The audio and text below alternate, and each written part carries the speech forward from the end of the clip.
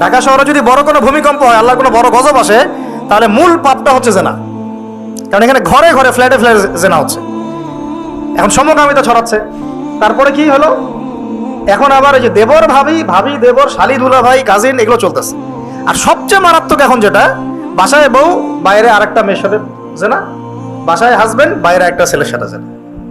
এটা ঘরে চলতেছে, ঘরে ঘরে বলবো না, প্রত্যেক ঘরে তো না, আল্লাহ পাক জানেন প্রত্যেক ঘরে না নিশ্চয়ই আল্লাহর বান্দারা আছেন এই পৃথিবীতে, কিন্তু আশঙ্কাজনক হারে এগুলোর পরিসংখ্যান দিন দিন বাড়তেই আছে, বাড়তেই আছে, বাড়তেই আছে। একটু বোঝাচ্ছিলাম, আজকে থেকে 20 বছর আগের যে পৃথিবীটা আমরা যুব সমাজটা দেখেছিলাম আর এখনকারটা এক না। এখন ওই যে বললাম প্রথমে চিঠি দিত, এখন সরাসরি রেটিং, সরাসরি বেড। এখন ব্রেকআপটা এমন যে আচ্ছা ওর সাথে তো হয়ে গেছে, আরেকটার সাথে। এখন এক একটা মেয়ে, এক একটা ছেলে বিয়ে করার আগে মিনিমাম 4-5টার সাথে প্রেম করতেছে, এবং শুধু প্রেম না, এগুলো শারীরিক সম্পর্ক করতেছে। করার পরে ওই মেয়ে যখন কারো ঘরে বউ হিসেবে যাবে, চিন্তা করেন ওর গর্ভ থেকে কি সন্তান আপনি পাবেন। আর সে কি আপনাকে আপনার 100% ভালোবাসা দিতে পারবে? সে তো আগেই 10 ঘাটের পানি খেয়ে আসছে। ওকে আপনি যতই ভালোবাসেন, সে তো আপনার আনুগত্য করবে না, আপনাকে তার ভালো লাগবে না। আবার আপনিও যদি আল্লাহ না করুক বিভিন্ন জায়গায় ঘুরে ঘুরে আসেন, এই একটা নেককার মেয়ে পেলেও তো আপনার ভালো লাগবে না। কারণ পর্নোগ্রাফি দেখতে দেখতে আপনার মাথাটা নষ্ট হয়ে গেছে। মনে হয় যে এ ভালো না, মনে হয় ও ভালো, ও ভালো না, মনে হয় ভালো। আসলে সবার কাছে একই জিনিস আছে, সবার কাছে আল্লাহ পাক একই জিনিস দিয়েছেন, আর কিচ্ছু না। আর এগুলো থাকে মিনিমাম 5 বছর, 10 বছর। বিয়ের 10 বছর পরে কি ওই ফিলিংসটা থাকে? তো আল্লাহ পাক আমাদেরকে বোঝার তৌফিক দান করুন। তো আমাদের তো ক্ষমতা নাই, ক্ষমতার কথা বলতে গিয়ে এই জায়গায় আসা হয়েছে। ক্ষমতা থাকলে আমরা টপ টু বটম সব সংস্কার করতাম ইনশাআল্লাহ তাআলা। তবে এই ক্ষমতা আমাদের না থাকলেও ইমাম মাহদী থাকবে ইনশাআল্লাহ। এবং ইমামুল মাহদী আসার আগেই যে বহু সৎ নেতা আসবেন না এমনটাও নয়। তিনি আসার আগে অনেক সৎ নেতৃত্ব আসতে পারে। আর তিনি কবে আসবেন, কোন সালে আসবেন আমরা জানি না, কিন্তু আমরা এতটুকু জানি যে এখনকার এই যে ফিতনা, ফাসাদ আর অরাজকতা, এগুলো চিরস্থায়ী হবে না। আস্তে আস্তে আস্তে আস্তে একটা পরিবর্তন আসবে ইনশাআল্লাহ। এখন আমরা কিন্তু অধঃপতনের যুগে বাস করছি। এ যুগে যদি আমরা ঈমান আমল হেফাজত করতে চাই, কিছু কিছু কাজের কোনো বিকল্প নাই। সেটা নিয়ে আমরা আজকে কথা বলবো ইনশাআল্লাহ। কি কি কাজ করব 5 মিনিটে আপনাকে একটু দেখাচ্ছি যে আমরা কোন জায়গায় আছি। এরপরে আমরা এখান থেকে সমাধানের পথ কি এটা একটু নিয়ে কথা বলবো, ঠিক আছে? এটাই মূল কথা। লম্বা 2 ঘন্টা আলোচনা করে তো আসলে লাভ নাই যদি মূল কথা না আসে। মূল কথা হচ্ছে আমরা কোথায় আছি এখন। আমি শুধু একটা প্রজন্মের এক্সাম্পল দিলাম আপনাকে, যে generation, TikTok generation, young generation এখনকার কি অবস্থা। এখন একটু বোঝেন, আমরা তো জানি বাংলাদেশে 80-90% মুসলিম, তাই তো? এখন আমরা কোথায় আছি দেখেন, আমরা 80% মুসলিম হওয়ার পরেও, লক্ষ লক্ষ মসজিদ মাদ্রাসা থাকার পরেও, হাজার হাজার আলেম ওলামা থাকার পরেও বাংলাদেশে কোনো ইসলামিক আইন নাই, ফুল স্টপ। আমার কথা আপনি রাগ করেন না, রাগ করে লাভ নাই। আপনাকেও কবরে যেতে হবে, আজ হোক আর কাল হোক। স্বাধীনতার আমাদের স্বাধীনতার পরবর্তী জেনারেশন যারা দেশ শাসন করেছেন, তারা কি এখন বেঁচে আছেন? কেউ হয় ইল্লিনে আছেন অথবা সিজ্জিনে। তারা আছেন হয় ইল্লিনে অথবা সিজ্জিনে। মানুষের আত্মার কোনো মরণ নাই, আছে? নাই। ভালো মানুষ হলে ইল্লিনে চলে যাবে। ইল্লিন কি? আল্লাহ রাব্বুল আলামিন একটা আরেকটা জগৎ তৈরি করেছেন, সৃষ্টি করেছেন। এখানে পুণ্যবান ব্যক্তিদের আত্মাগুলো থাকে, সেখানে জান্নাতের নাজ নেয়ামত ভোগ করতে থাকে। সেখানে জান্নাতি নাজ নেয়ামত সে ভোগ করতে থাকে। এবার আল্লাহর পথে শহীদ, আল্লাহ পাক বলেন নাই ওয়ালা তাকুলান্না কি, সরি বাবাশিরিস সাবিন আল্লাযিনা আনা, এটা না, তার আগে রাখেন ওয়ালা তাকুলু লিমা ইউকতালু ফি সাবিলিল্লাহি আমওয়াত। আল্লাহ পাক তো বলেন নাই, সূরা বাকারায় আছে ওয়ালা তাকুলু লিমা ইউকতালু ফি সাবিলিল্লাহি আমওয়াত বাল আহইয়াউন ওয়ালাকিন লা তাশউরুন। আল্লাহ পাক বলছেন যে তোমরা আল্লাহর পথে শহীদদেরকে মৃত বলো না। আমাদের চোখে মনে হয় তারা মারা গেছে। তোমরা আল্লাহর রাস্তায় শহীদদেরকে মৃত বলো না, তারা জীবিত। অন্য একটা আয়াত সূরা আল ইমরানে আছে, তাদেরকে রিজিক দেওয়া হয়, তাদেরকে রিজিক দেওয়া হয়, কিন্তু তোমরা এটা বুঝতে পারো তারা কোথায় আছে। ইল্লিনে, এটা একটা জগৎ, ঠিক আছে? আরেকটা হলো সিজ্জিন। সিজ্জিন মানে যেখানে আযাব দেওয়া হচ্ছে পাপী আত্মাদেরকে, ওখানেই তারা জাহান্নামের ফ্লেভার পাচ্ছে। ফেরাউন নাম তো শুনেছেন। ফেরাউন এবং তার দলবলকে প্রতিদিন 2 বার, সকালে এবং সন্ধ্যায়, জাহান্নামে থাকার জায়গা দেখানো হয়, আযাব দেখানো হয়। মানে মানুষের আত্মার কিন্তু মরণ হয় না। বলছিলাম যারা চলে গেছেন তারা কি এখন পৃথিবীতে আছেন? অতএব আমার কথায় কষ্ট নেওয়া যাবে না। আমি বলেছি বাংলাদেশে ইসলামিক অনেক কিছু থাকা সত্ত্বেও আমরা কোনো আইন বাস্তবায়ন করতে পারি নাই। আর এটা কোনো পলিটিক্যাল কথা নয়, এটা ধর্মতাত্ত্বিক কথা। এখন যারা এই কর্তৃত্ব যাদের কাছে আছে তারা যদি এই দায়িত্ব পালন না করেন বা করার চেষ্টা না করেন বা কোনো আন্তরিকতা প্রদর্শন না করেন, তাহলে অবশ্যই আল্লাহর কাছে জবাবদিহি করতে হবে। এই জবাবদিহি আপনাকে আমাকে করতে হবে না। আল্লাহ পাক আপনাকে আমাকে সেই দায়িত্ব দেন নাই। আমাকে কি দিয়েছেন? বলার একটু স্বাধীনতা, এতটুকু এলেম কালাম এইটুকু বলতে হয়, এইটুকু চার্জ আল্লাহ পাক আমাকে করবেন। আপনাকে দিয়েছেন মাদ্রাসার খেদমত, মসজিদের খেদমত ইত্যাদি ইত্যাদি, এইটুকু চার্জ আল্লাহ পাক আপনাকে করবেন। আর আল্লাহ পাক আরো বড় বড় দায়িত্ব যাদেরকে দিয়েছেন তাদেরকে কিন্তু জিজ্ঞাসাবাদ করবেন, কোনো মাফ নাই এটার। আপনারা এই হাদিসটা খুব ভালো করে জানেন, আল্লাহ কুল্লুকুম রাইন, তোমার প্রত্যেকেই দায়িত্বশীল, ওয়া কুল্লুকুম মাসউলুন আন রাইয়াতিহি, এবং তোমাদের প্রত্যেককেই যার যার দায়িত্ব সম্পর্কে জিজ্ঞেস করা হবে। তো এই 60, 70, 100 বছরের জীবনে মনে কষ্ট নিয়ে বা অন্যভাবে কথাকে ঘুরিয়ে ফিরিয়ে তাওয়িল করার কোনো মানে নাই। বিকজ আপনাকেও কবরে যেতে হবে। আল্লাহ পাক আপনাদেরকে বোঝার তৌফিক দান। এখন আসেন, আমরা 90% মুসলিম বলে দাবি করছি, বাট আমাদের সমাজে নামাজি ব্যক্তির সংখ্যা আপনি খেয়াল করে দেখবেন 20 থেকে 30% না। ফজরের নামাজে আপনারা এসে দেখেন কি অবস্থা, আর ফজরের নামাজের প্রথম কাতারগুলো ভরে থাকে সাদা দাড়িওয়ালা লোক দিয়ে, সাদা দাড়িওয়ালা লোক দিয়ে ফজরের নামাজের প্রথম কাতার ভর্তি। তোমরা কোথায়? তোমাদের নামাজ পড়তে হয় না? ইয়াং জেনারেশনের তো ফজরের প্রথম কাতারে আসা উচিত নাকি? বৃদ্ধ মানুষ আসতে পারে না, লিফট দিয়ে নামছে, সিঁড়ি দিয়ে নামছে, লাঠি নিয়ে হেঁটে হেঁটে হেঁটে এসে ফজরের নামাজ পড়তে আসছে। কারণ জীবনের একটা পর্যায়ে তার মনে হয়েছে যে জীবন শেষ, জীবনটা তো শেষ হয়ে গেল, জীবনটা তো শেষ, 60 বছর চলে গেল। এখন তার রিয়েলাইজেশন হয়েছে না আমাকে নামাজ পড়তে হবে। দেখেন মসজিদের ভর্তি প্রথম দ্বিতীয় কাতার সব লাল দাড়িওয়ালা, সাদা দাড়িওয়ালা, ইয়াং জেনারেশন নাই। আর যারা মাশাআল্লাহ আসছেন আলহামদুলিল্লাহ, কিন্তু পরিসংখ্যান কত? একটা এলাকায়, একটা গ্রামে কত % মানুষ নামাজ পড়ে? এটা হচ্ছে পরিস্থিতি, আপনাকে বোঝাচ্ছি কেমন পরিস্থিতিতে আপনি এখন বসবাস করছেন। 1, 2, কত % মানুষ যাকাত দেয়? যাকাত ফরজ না ওয়াজিব না সুন্নাত না মুস্তাহাব? কেউ যদি যাকাত অস্বীকার করে সে মুসলমান থাকবে না? থাকবে না। বহু শিল্পপতি কোটিপতি বাংলার মাটিতে আছে, লক্ষ কোটি কোটি টাকা, মানে কোটি কোটি টাকার বিজনেস, মিলস, ইন্ডাস্ট্রিজ, ফ্যাক্টরিজ, যাকাত দেয় না। সুবহানাল্লাহ। মাঝে মাঝে দান সদকা করে, মসজিদে অনুদান দিচ্ছে, মাদ্রাসার অনুদান দিচ্ছে, ওয়াজ মাহফিলে অনুদান দিচ্ছে, যাকাত দেয় না। অনুদান আপনার খুব ফরজ না যাকাত ফরজ? অনুদান না দিলেও কোনো গুনাহ নাই।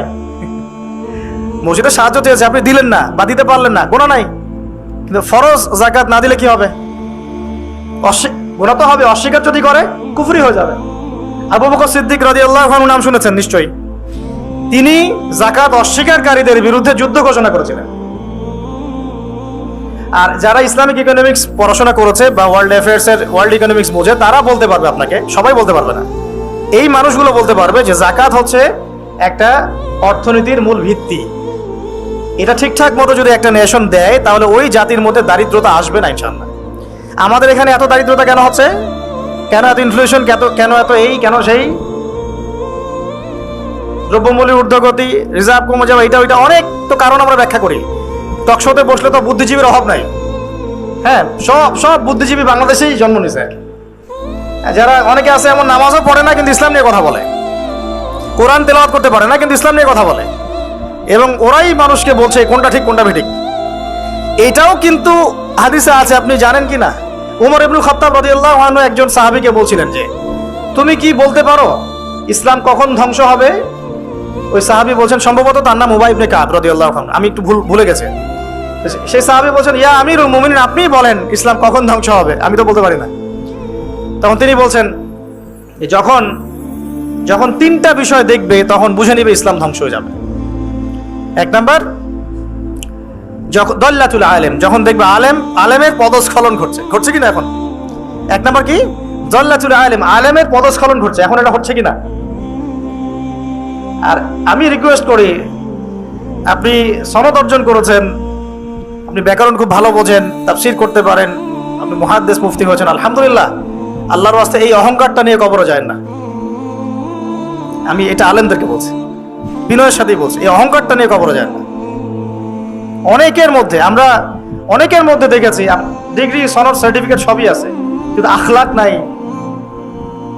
নাই, নববী আখলাক, চরিত্র সেটা নাই, কিন্তু সনদ আছে। অনেকের ভিতরে কেবর আছে, জ্ঞানের অহংকার, এটা নিয়ে কবরে যায় না। অনেকের মধ্যে আছে হিংসা। এগুলো দেখে কি সাধারণ মানুষ আমাদেরকে ভালো বলবে মনে করেছেন? বরং সাধারণ মানুষের ইসলাম সম্পর্কে বিরূপ ধারণা সৃষ্টি হয়। আর কিছু মানুষ আছেন ওলামা ইকরামদের মধ্যে আল্লাহর ওলি, একদম আল্লাহর ওলি, তারা না এসব ফিতনা আছে না ফাসাদের মধ্যে, তারা আছেন বলেই দিন টিকে আছে। তাদেরকে খুঁজে পাওয়া একটা চ্যালেঞ্জ, একটা চ্যালেঞ্জ। আল্লাহ পাক যেন মিলিয়ে দেন, আমিন।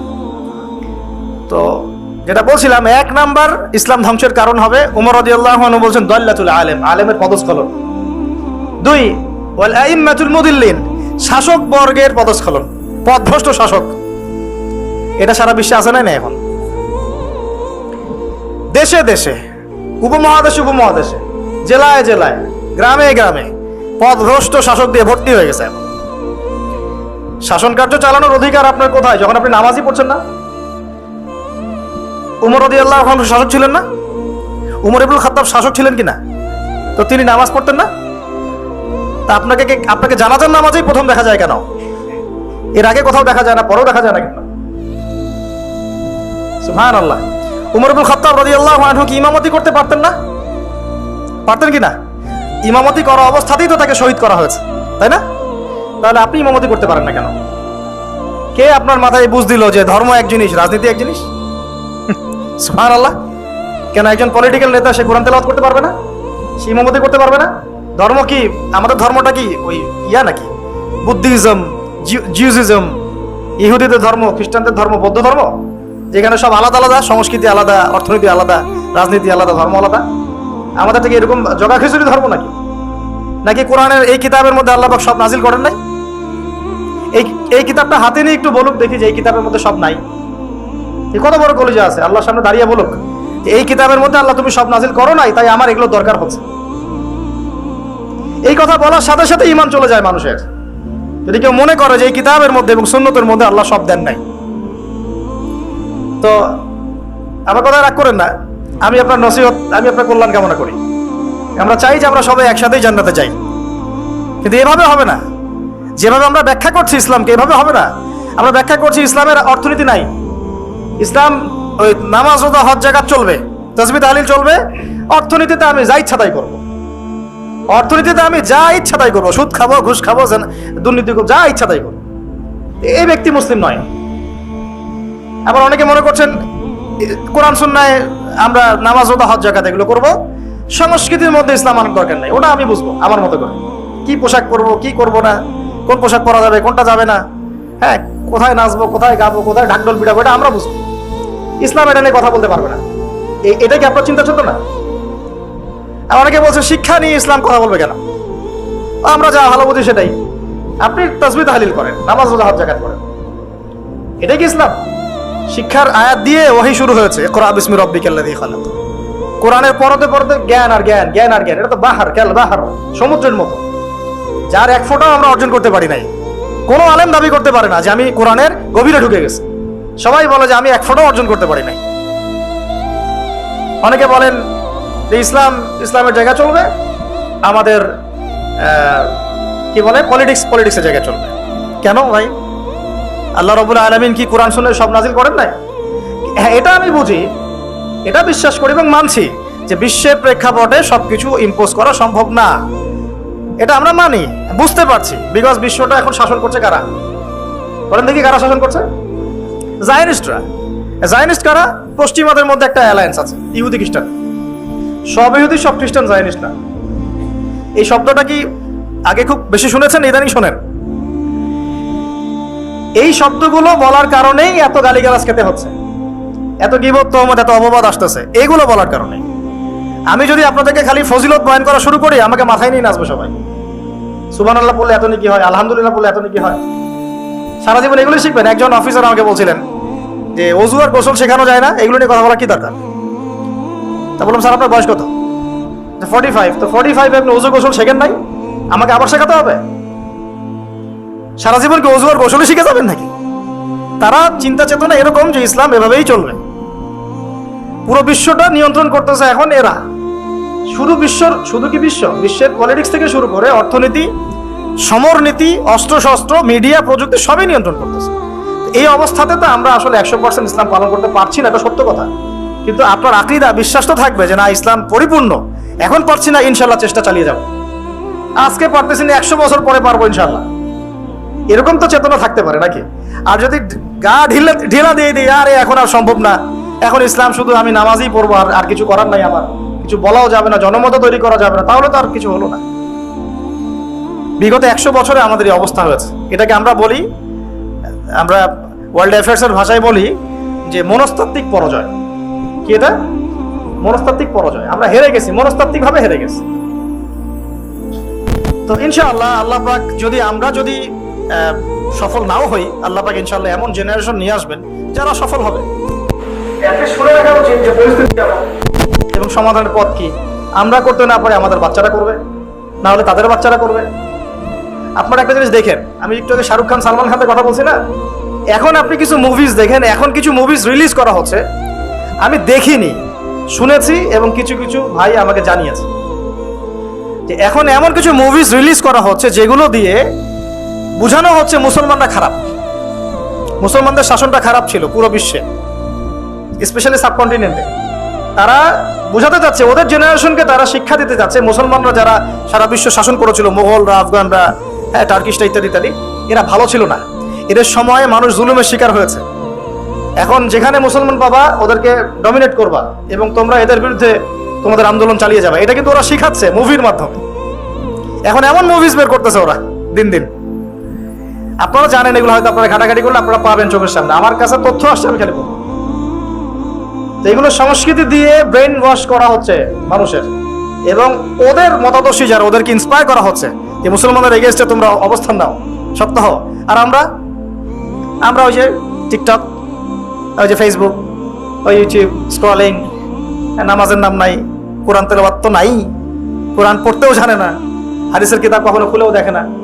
সপ্তাহে একদিন করে যে একজন আলেমের কাছে গিয়ে একটু বসবে, পরামর্শ করবে, হুজুর কি অবস্থা, আমি কিভাবে চলবো, এইটুকু ফিকির নাই। মাথায় ঢুকিয়ে দেওয়া হয়েছে মেয়ে, নেশা, একটু পলিটিক্যাল পাওয়ার জন্য মারামারি করা, হইস্টিক নিয়ে মারামারি করা, 2-4 টাকা মারতে পারলে পদ উন্নত হবে। হ্যাঁ, আমি ভাই সোজা সাপটা কথা বলার মানুষ, আপনার ভালো লাগলে লাগলো, না লাগলে কিছু করার নেই, এগুলোই হচ্ছে। কিন্তু আমি আপনার শুভাকাঙ্ক্ষী, আমি আপনাকে ঘৃণা করি না, আমি আপনাকে ভালোবাসি, মহব্বত করি বলেই কথাটা বলছি। আমরা যাকে মহব্বত করি তাকে শাসন করি। আমি আমার সন্তানকে খুব মহব্বত করি, কিন্তু ওকে আমি শাসন করি। কেন তুই এটা করতে গেলি? এটা ভালোবাসা থেকেই বলি। কেন আপনি হকি স্টিক নিয়ে মারামারি করতে গেলেন, হলে মারামারি করতে গেলেন কেন? পলিটিক্যাল পাওয়ারের জন্য? ওইটা অ্যাচিভ করলেই আপনি কি করতে পারবেন? এতে কি আল্লাহর কাছে আপনার মর্যাদা বাড়বে? বরং একটা মাজলুমকে যদি একটা আঘাত করেন, এই আঘাতের মূল্য কিয়ামতের মাঠে হলেও শোধ করতে হবে আপনাকে। আমরা তো এই অনলাইনের যুগে আমরা তো আসলে পাগল হয়ে গেছি, অনলাইন অসুস্থ হয়ে গেছি। এই যে তোমরা ফেসবুক, ইউটিউব স্ক্রল করো আর লাইক কমেন্ট করতে থাকো, বুঝে হোক আর না বুঝে হোক করতে থাকো। একটা কমেন্ট যদি তোমার জুলুম হয়ে যায়, মনে করো একজন আলেমের একটা পোস্টে তুমি একটা কমেন্ট করে দিলা, এটা যদি জুলুম হয় তাহলে এই জুলুমের ভাগিদার তো তোমাকে হতে হবে। মনে করো একজন শায়েক এসে বললো, আচ্ছা আমার নাম নিয়ে বলি যে আবু দা আদনান এই এক্স এই করছে আর কি, হ্যাঁ, বাম হাতে কোরআন নিছে, অনেক কথাই তো বলছে, বাম হাতে কোরআন নিছে, জান্নাতের ঘাম পাইছে, ঠিক আছে, তারপরে আর কি খারেজি হয়ে গেছে, হ্যাঁ, তারপরে আর কি মনেও থাকে না, হ্যাঁ, ও কি আমি দাঁড়াই না ইত্যাদি। তো এখন মনে করো কন্টেন্ট বানায় ছাড়ে দিচ্ছে অনলাইনে, তুমি বুঝে হোক না বুঝে হোক লাইক করলা, শেয়ার করলা, কমেন্ট করলা, এবং আমার এগেনস্টেই করলা, আমার অপোজিশনই করলা। এখন আমি যদি মাজলুম হয়ে থাকি, তুমি এখন কিভাবে পার পাবা? আমি যদি সঠিক হই আর তুমি যদি ভুল হয়ে থাকো, তাহলে কিয়ামতের মাঠে কিভাবে তুমি পার পাবা? একটা এক্সাম্পল দিলে বুঝবেন। একজন আলেম একদিন বলেছিল, স্টেজে উঠে বলছে, দেখলাম, জানি না কোথায় পড়াশোনা করে আসছে, আল্লাহ ভালো জানেন, বইপত্র পড়লে আখলাক অর্জন হয় না ভাই। খালি বইপত্র পড়লে আখলাক অর্জন হয় না, আখলাক অর্জন হয় আল্লাহওয়ালা মানুষের সোহবতে। হয়তো বা সোহবত পায় নাই, এই জন্য আখলাক নাই। স্টেজে উঠে বলছে যে এর আগে যে বক্তব্য দিয়ে গেল, সে অমুক জায়গায়, একটা জায়গার নাম বললো, সঙ্গত কারণে নামটা বলছি না, অমুক জায়গায় তার বন্ধুর মায়ের সাথে জেনা করেছে।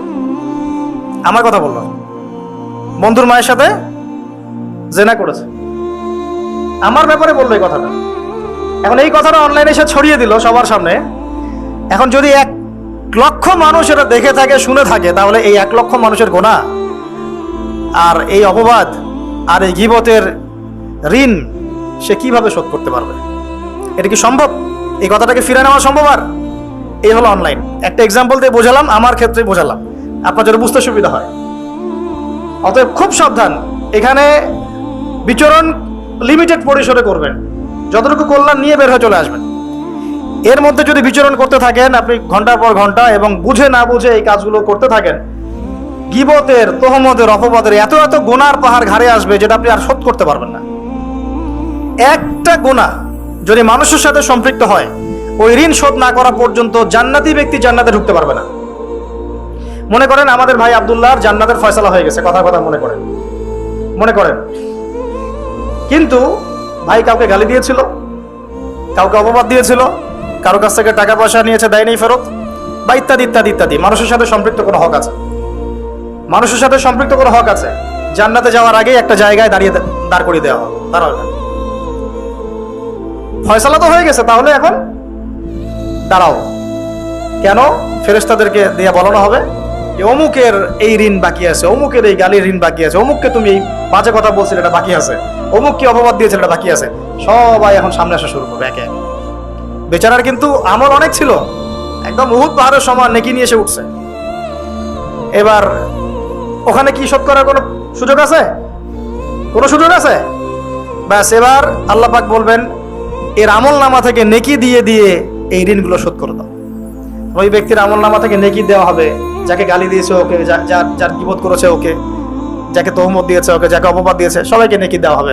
দিতে দিতে দিতে নেকি শেষ যদি হয়ে যায়, তখন না, নেকি শেষ হয়ে গেলে ওদের গুনাহ আবার এর ঘাড়ে চাপানো। আল্লাহ রাব্বুল আলামিনের বিচার একদম সূক্ষ্ম। আল্লাহ পাক কিন্তু গফুর রহিম, একই সাথে শাদীদুল ইকাব। আল্লাহ পাক পরম করুণাময়, অসীম দয়ালু, আবার কঠিন শাস্তিদাতাও বটে। আল্লাহ পাক কারোর প্রতি জুলুম করেন না, 1 জাররা পরিমাণ জুলুম হবে না। অন্য হাদিসে আসছে একটা শিংওয়ালা ছাগল দুনিয়াতে একটা শিং ছাড়া ছাগলকে গুতা দিয়েছিল। আমার শিং আছে, ওই যে পাওয়ার আছে আমার, দিলাম তোকে গুতা। এটাই তো কাজ দুনিয়ার, যার কাছে পাওয়ার আছে, আমার কাছে পাওয়ার আছে, নে তোকে গুতা দিলাম। ওই ছাগলও এই কাজ করছে। আল্লাহ পাক কিয়ামতের মাঠে ওই শিংহীন ছাগলকে শিং দিয়ে বলবেন এবার একে গুতা দিয়ে পরিশোধ করো। হিসাব এতটুকুই, এরপরে ওরা মাটি হয়ে যাবে, জান্নাতও নাই জাহান্নামও নাই। ও তো বেঁচে গেল নাকি? গুতা খেয়ে বেঁচে গেল। এবার এই ব্যক্তি সমস্ত আমল নামার গুনাহগুলো এবারে ঘাড়ে চাপানো হবে। তখন দেখা যাবে শুরুতে অনেক নেকি নিয়ে উঠেছিল, কিন্তু পরে এই ব্যক্তি জাহান্নামে চলে গেল, ওরা জান্নাতে চলে গেল। আমরা কি এটা চাই? ভাই আল্লাহর সাথে যত পাপী থাকে থাক, এটা একটা সেজদায় মাফ হতে পারে ইনশাআল্লাহ। আল্লাহ পাকের সাথে অনেক পাপ আছে আমাদের, মনে করে নামাজ পড়ি নাই, রোজা রাখি নাই, যাকাত দেই নাই, ইত্যাদি ইত্যাদি অনেক পাপ, আল্লাহর হক অনেক নষ্ট করেছে। একটা সেজদা যদি কবুল হয়ে যায়, একটা ইস্তেগফার যদি কবুল হয়ে যায়, ইনশাআল্লাহ সব গুনাহ মাফ হয়ে যাবে। কিন্তু মানুষের সাথে জড়িত যদি গুনাহ থাকে, এই যে গীবত, তুহমত, অপবাদ ইত্যাদি ইত্যাদি, কারো সম্ভ্রমহানি করেছেন, কাউকে বেইজ্জত করেছেন ইত্যাদি, এই দুনিয়াতেই হায়াত থাকতেই মাফ নিতে হবে। পরকালে এগুলো শুধরানোর কোনো সুযোগ নাই। আর এই অনলাইনের যুগে এটা এত বেশি বেড়ে গেছে যে আমরা এটাকে মুরগির মতো মনে করি। ইচ্ছা হইলে বলে দিলাম, ইচ্ছা হলে কমেন্ট করে দিলাম, যা ইচ্ছা তাই বলে দিলাম। আল্লাহ পাক আমাদেরকে বোঝার তৌফিক দান করে নেন। অবস্থা হচ্ছে ভাই এই যে আমরা সত্যি মুসলিম প্রধান, কিন্তু আমাদের মধ্যে নামাজ, যাকাত, সওম, তারপরে আপনার আমর বিল মারুফ নাহি আনিল মুনকার, হ্যাঁ, ইসলামিক দাওয়াত, জামা, ঐক্য, ইমারা, এগুলো ত্রুটি আছে, ঘাটতি আছে। আর বৈশ্বিক প্রেক্ষাপটটা আরো কঠিন বললাম। এখানে নিয়ন্ত্রণ আমাদের হাতে নাই। কাদের হাতে? জায়নিস্টদের হাতে। ওরা বিশ্বের বড় বড় সেক্টর নিয়ন্ত্রণ করছে। মানে আমরা যদি এখানে বসে অনেক বড় বড় কথা বলে ফেলি, আসলে কিছুই যায় আসতেছে না বিশ্বের প্রেক্ষাপটে। অনেক বুঝতে পারতেছেন? মনে করেন আমরা এখানে বসে অনেক বড় বড় কথা বলে ফেললাম, আদতে ওয়ার্ল্ডের প্রেক্ষাপটটা বিন্দুমাত্র পরিবর্তন হচ্ছে। কারণ আমরা তো কথা বলছি লিমিটেড পরিসরে, আর অল্প কিছু মানুষ। যদি সবাই মিলে কথা বলতাম তখন হয়তো কিছু হতো, উপরের লেভেল থেকে কথাগুলো যেত তখন হয়তো কিছু হতো। আমি আজকে থেকে 2-4 বছর আগে আপনাদেরকে ইসরায়েল আমেরিকা নিয়ে কথা বলি নাই, ওদের চরিত্র সম্পর্কে কথা বলি নাই। এখন আমাদের গভর্নমেন্ট পর্যন্ত বুঝতে পারছে ওদের চরিত্র কেমন। খেয়াল করে দেখছেন কি? দেখছেন একটার পর একটা স্যাংশন দিচ্ছে এখন, একটার পর একটা। কেন? ওদের স্বার্থে আপনি আঘাত লাগছে যে এখন, ওদের স্বার্থে আঘাত লাগলেই ওই দেশকে তারা একদম চিপে ধরবেন। মনে করেন তুরস্ক একটা দেশ, নাম তো শুনেছেন, প্রেসিডেন্ট নাম কি? বিগত 20 বছর থেকে তিনি 20 থেকে 21 বছর হবে তিনি শাসন ক্ষমতায় আছেন। তুরস্ক একটা সময় অনেক মানে খুবই একটা ইউরোপিয়ান কান্ট্রির মতো হয়ে গেছিল আর কি, বিকিনি পরে মেয়েরা ঘুরে বেড়াতো। আস্তে আস্তে আস্তে আস্তে অনেক সংস্কার করার চেষ্টা করছেন, আলহামদুলিল্লাহ। আমরা দোয়া করি আল্লাহ পাক প্রত্যেকটা মুসলিম শাসকদেরকে নেখায়াত দারাজ করুন। যারা ইসলামের খেদমত করার চেষ্টা করে, সেটা আমাদের দেশের হোক আর অন্য যে কোনো দেশের হোক, আল্লাহ পাক সবাইকে নেখায়াত দারাজ করুন। তাদেরকে আল্লাহ পাক দীর্ঘজীবী করুন, ইসলামের খেদমত করার তৌফিক দান করুন। আমরা দোয়া করব। তো এখন আস্তে আস্তে অবস্থাকে অনেক ভালো একটা জায়গায় আনার চেষ্টা করছিলেন উনি। যখনই দেখলো তারা যে তিনি ইসলাম কেন্দ্রিক কাজ করছেন, ইসলামকে প্রমোট করছেন, আলেম ওলামাদেরকে মানে প্রমোট করছেন, মসজিদ মাদ্রাসাকে প্রমোট করছেন। একসময় তুরস্কে আজান বন্ধ হয়ে গেছিল, ইতিহাস পড়ে দেখেন, আজান দেওয়া বন্ধ ছিল। ওই জায়গা থেকে এখন তিনি এই জায়গায় নিয়ে আসছেন। একসময় মালয়েশিয়ার অবস্থা তো ভালো ছিল না, খুবই দারিদ্রতা ছিল। এখন মাশাআল্লাহ দেখেন গিয়ে কি অবস্থা। এখন ইকোনমিক অবস্থা অনেক শক্তিশালী, তাদের অনেক শক্তিশালী। এগুলো হয়েছে আল্লাহ পাকের বরকতে, রহমতে। যখন আপনি ইসলাম নিয়ে কাজ করেন, আল্লাহ পাকের রহমতের দরজা খুলে দেবেন ইনশাআল্লাহ। এটা আমাদের ক্ষেত্রে হতে পারতো। আল্লাহ পাক আমাদের নেতৃস্থানীয় ব্যক্তিদেরকে হেদায়েত দান করুন, বোঝার তৌফিক দান করুন এবং সাহস দান করুন। এখন দেখেন, যখনই তারা ইসলাম নিয়ে কথা বলা শুরু করলেন, বড় বড় কান্ট্রির নেতারা তাদের অর্থনীতির উপরে নিষেধাজ্ঞা আরোপ করে দিল। খেয়াল করে দেখছেন, লিরার মান কমে গেল। ইন্দোনেশিয়ার কি জানি ওদের, ইন্দোনেশিয়ার রুপি না, বলে গেলাম, ওটার মান কমে গেল। এই যে কয়দিন আগে পাকিস্তানের একজন প্রেসিডেন্ট ছিলেন ইমরান খান, নাম তো মনে আছে। আমি পারভেজ মোশাররফের কথা বলছি না। পারভেজ মোশাররফের সময় পাকিস্তানের ভূমি ব্যবহার করে আমেরিকা বোমা হামলা চালিয়েছে আফগানিস্তানে, মনে আছে? ওরা এরকম পলিটিক্স করে, কোন একটা জায়গায় যদি আক্রমণ করতে হয় তার পাশে আগে পরিস্থিতি তৈরি করে, পরিবেশ তৈরি করে। আগে পারভেজ মোশাররফকে ক্ষমতায় বসিয়েছে, তারপরে ওই জায়গাটা দখল করে ওইখানে বেস ক্যাম্প স্থাপন করে আফগান থেকে বোম মারা শুরু করেছে। সেই আফগান কি পড়ে গেছে? এখনকার রিপোর্ট দেখেন, এই চলতি সিজনে সবচেয়ে টাকার মান এখন ওদের বেশি। টাকার মান অন্যদের কমছে, কিন্তু ওদেরটা কমে নাই, বেড়ে গেছে। সবচেয়ে সফল কারেন্সি বলা হচ্ছে ওদের কারেন্সিকে। কেন? এর ভিতরে ঢুকলে অনেক গভীরে ঢুকতে হবে, আমি ওদিকে যেতে চাচ্ছি না, অনেক গভীরে ঢুকতে হবে। মূল কথা হচ্ছে ইমানের কারণে, জাজবার কারণে তারা কি মাথা নত করেছিল আমেরিকার সামনে? বরং আমি শুনেছি, এটাও শোনা কথা, আমি আলেমদের কাছে শুনেছি, সেখানে প্রতি 5টা ঘরে ঘরে একজন করে শহীদ পাবেন। আপনি প্রতি 5টা ঘরে ঘরে একজন করে শহীদ পাবেন। ঘরে ঘরে দেখবেন কারো হাত নাই, কারো পা নাই। ওই যে দীর্ঘদিন বোম্বিং করেছে, এবং এগুলো নাকি তারা মানবতার কল্যাণে করেছিল, গণতন্ত্র প্রতিষ্ঠার জন্য করেছিল। পরে তাদের কাছে নাকানে চুপানি খেয়ে পালাতে হলো। তারা কি করে গেছে? করে যায় নাই। কিন্তু আমি যে পয়েন্টের কথা বলছি, যখনই ইসলাম নিয়ে কেউ কাজ করার চেষ্টা করে, কথা বলার চেষ্টা করে, ওরা যেহেতু বিশ্বের অর্থনীতি নিয়ন্ত্রণ করছে, রাষ্ট্র ক্ষমতা নিয়ন্ত্রণ, রাজনীতি নিয়ন্ত্রণ করছে, মিডিয়া নিয়ন্ত্রণ করছে, এগুলো দিয়ে তারা ওই কান্ট্রিগুলোর উপর চাপ আরোপ করতে থাকে। ঠিক তেমনটা বাংলাদেশের ক্ষেত্রেও করা হচ্ছে। এটা বুঝবেন, আস্তে আস্তে আরো বুঝবেন, ক্লিয়ার হবে। বাই দ্য ওয়ে, বিশ্বটার নিয়ন্ত্রণ ওদের হাতে এখন। এটা মেনে নিয়ে কথাগুলো হজম করতে হচ্ছে। ভিতরে আগুন জ্বললেও কিছু করার নাই, কারণ আমরা বিগত 100 বছরে এমন একটা জায়গায় চলে আসছি যে এখন আমরা অধঃপতনের যুগে বাস করছি। আর কেনই বা হবে না? ওই যে বললাম, নামাজ নাই, যাকাত নাই, ফজরের সালাত নাই, কোরআন তেলাওয়াত নাই। আমাদের দাড়ি টুপিওয়ালা মানুষের মধ্যে ইসলামী আখলাক নাই।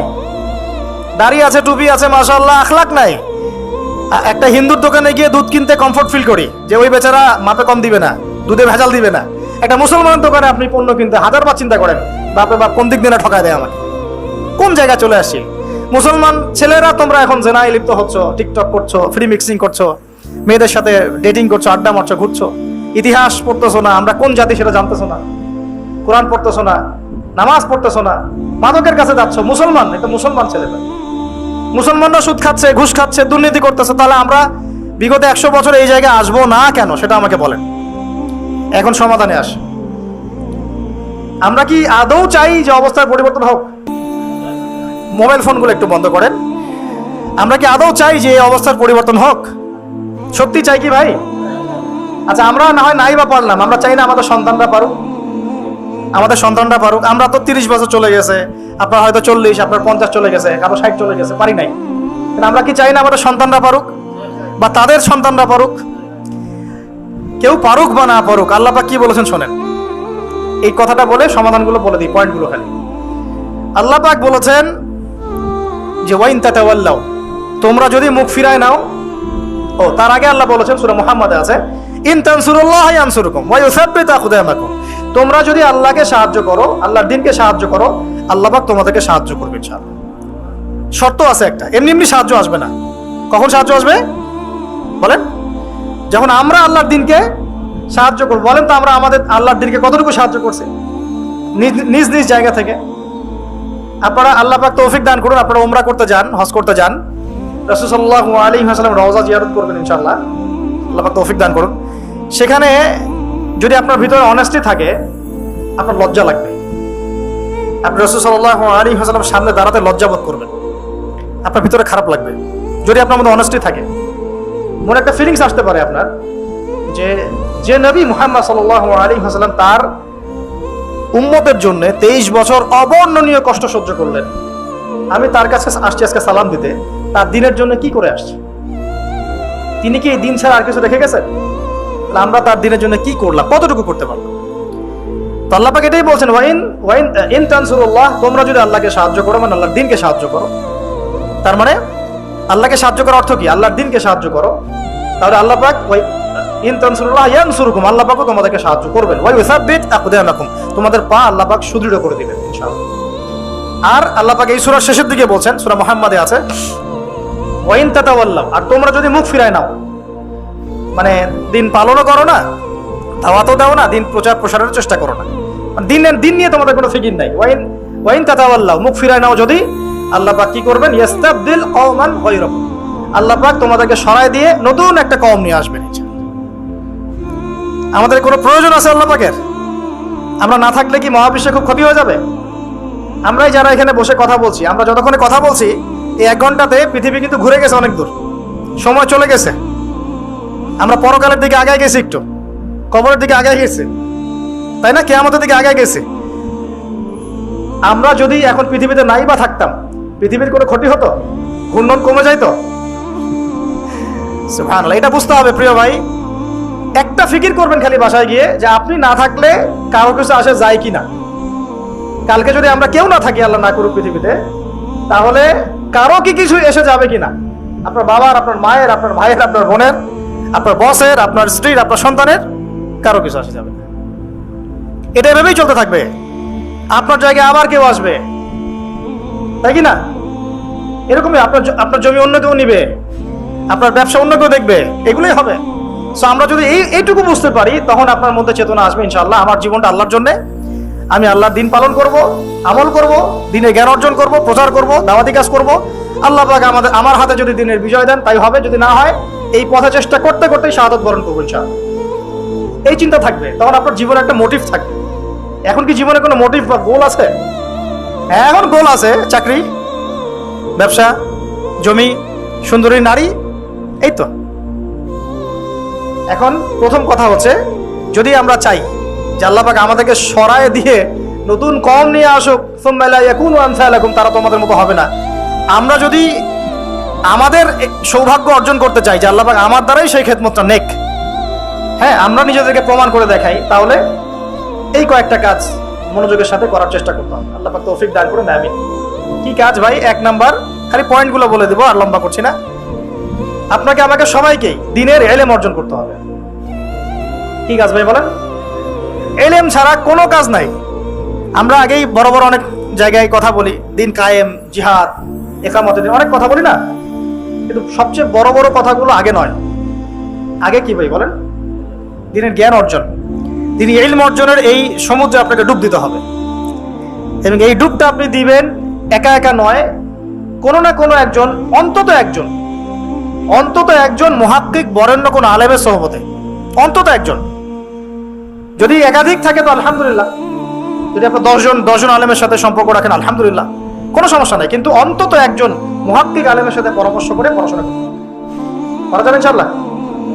এটা বাংলাদেশের সৌভাগ্য, যেখানে কওমি ঘরানার বহু মুহাক্কিক আলেম আছে। আপনি যে কোনো একজন আলেমকে ধরে নেন, তার সাথে পরামর্শ করেন, কি পড়বেন, কিভাবে পড়বেন, গাইড করবে আপনাকে। এটা পড়েন, এটা পড়েন, আস্তে আস্তে আস্তে আস্তে আগাবেন। আর বিষয়ভিত্তিক বইপত্রগুলো পড়বেন, কোরআন নিয়মিত তেলাওয়াত করবেন, কোরআন তেলাওয়াত থেকে শুরু হবে পড়াশোনা। তারপর আরবি ভাষাটাকে শেখার চেষ্টা করবেন, তালিম হবে, তালিমে বসবেন, বাসায় তালিমের ব্যবস্থা করলেন, সহজ হাদিসের কিতাবগুলো যেগুলো সেগুলো আগে আগে পড়বেন, আগে বড় বড় কিতাব টান দিবেন না। ইয়াং জেনারেশন একটা বড় সমস্যা, ইসলামে আসার পরেই দেখা যায় বড় বড় কিতাব নিয়ে টানা হেঁচড়া শুরু করি আর বলি যে প্রচলিত ইসলাম ভুল, আমারটা ঠিক। এই ফিতনাটা চলতেছে না, অনেক বড় বড় জায়গায় পর্যন্ত এই ফিতনাগুলো ঢুকে গেছে। আমরা যে ইসলামগুলো পালন করছি এগুলো আর কিছুই ঠিক না, ও যেটা ঠিক শিখলো এখন এটাই ঠিক। এটা একটা সঠিক পথ, কিন্তু সঠিক ভুল পথ। এটা একটা সঠিক ভুল পথ, আপনি মনে করছেন এটা একটা সঠিক পথ, আদতে এটা একটা সঠিক ভুল পথ। হ্যাঁ, ইসলামের নামে এমন কিছু বিষয় চলছে সমাজে যেটার হয়তো দলিল দুর্বল বা মানুষ আবিষ্কার করে চালাচ্ছে, এটার জন্য ইসলাম দায়ী নয়, এটার জন্য সেই মানুষগুলো দায়ী যারা এই বেদাত চালু করেছে। এর মানে এই নয় যে আমরা দীর্ঘদিন যে ইসলাম ফলো করে আসছি এটার কোনোটাই ঠিক নয়, নতুন করে আমাকে একটা ইসলাম প্রতিষ্ঠা করতে হবে, এমন নয় বিষয়টা। সব ঠিক আছে, কোরআন হাদিস, আমাদের মাযহাব, আমাদের ইমামগণ, আমাদের ফিকহি মাসালা সব ঠিক আছে এবং প্রত্যেকটাই দালিলিক, প্রত্যেকটা দলিল আছে। ওই দলিল পর্যন্ত পৌঁছাতে হলে আপনাকে অনেক গভীরে ঢুকতে হবে, ঠিক আছে? অতএব এটা একটা ফিতনায় পা দিবেন না। অনেকেই দেখা যায় তোমাদের নামাজ ঠিক নাই, তোমাদের মুসাফা ঠিক নাই, তোমাদের এই ঠিক নাই, তোমাদের সেই ঠিক নাই, তোমাদের তাকলিদ ঠিক নাই, তোমাদের মাযহাব, অনেক কথা আমাদের সামনে চলে আসে।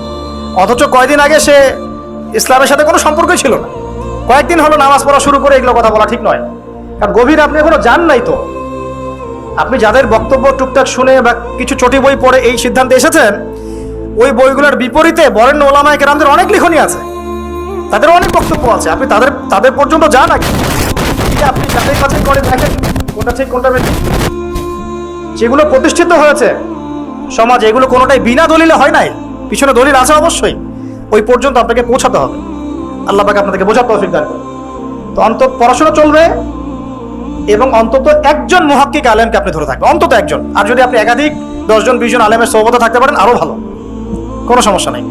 যদি মাদ্রাসার সাথে সম্পৃক্ততা রাখতে পারেন ভালো, যদি নাও বা পারেন তারপরেও আলেমের সাথে পরামর্শ করে কিতাব বাই কিতাব পড়াশোনা করবেন ইনশাআল্লাহ। 1 নাম্বার কি ভাই, উম্মার বিজয়ের 1 নাম্বার শর্ত হচ্ছে জ্ঞান অর্জন। মানে এই জ্ঞানটা তো আমরা এখন উপর থেকে অর্জনের জন্য সিলেবাস লঞ্চ করতে পারছি না, এই ক্ষমতা তো আমাদের হাতে নাই। অতএব ব্যক্তিগতভাবে আপনাকে এগুলো করতে হবে। 2, ব্যাপক আমল। আমরা বলি না যে সুন্নতি জিন্দেগি, আমলে সুন্নতি জিন্দেগি একটা কথা বলি না, জীবনের প্রতিটা ক্ষেত্রেই সুন্নতের উপর আমল করা। নামাজ থেকে শুরু করে আপনার চলাফেরা, আমার চলাফেরা, ওঠা বসা, কথা, আমার ঘুম, আমার খাওয়া, আমার ইস্তেঞ্জা, আমার ব্যবসা বাণিজ্য, হ্যাঁ, আমার মুআমালাত, আমার পরিবার, সব যেন সুন্নতের উপর থাকে। সারা দুনিয়া গারাদ হয়ে গেলে যাক, আমার পরিবার, আমার ব্যক্তি জীবন, আমার ব্যবসা, আমার অর্থনীতি, এগুলো যেন সুন্নতের উপর থাকে। পারা যাবে ইনশাআল্লাহ, সুন্নতের বাইরেই যাবেন না। একটা অভিজ্ঞতা থেকে একটা কথা বলি আমি, কখনো কখনো আমলে অলসতা আসে কিনা বলেন তো? আসে না? এই অলসতাটা শয়তান সবার আগে দেয় নফল ইবাদতে, সবার আগে শয়তান ফরজ ইবাদতে দেয় না, আগে নফলের উপর দেয়। এটা তো নফল, এটা না করলেও হয়, পরে করিস, এরকম একটা ওয়াসওয়াসা দেয়। ওইটা আস্তে আস্তে আপনি ছেড়ে দিলেন, পরে দেখবেন সুন্নতের উপর দেওয়া শুরু করলো, এটা তো সুন্নাহ, এটা থাক, ফরজটুকু কর, এরকম দেয় আর কি। এই করতে করতে একসময় ফরজের উপরে মানুষের অনীহা সৃষ্টি হয়, ফরজ ছেড়ে দেয় মানুষ।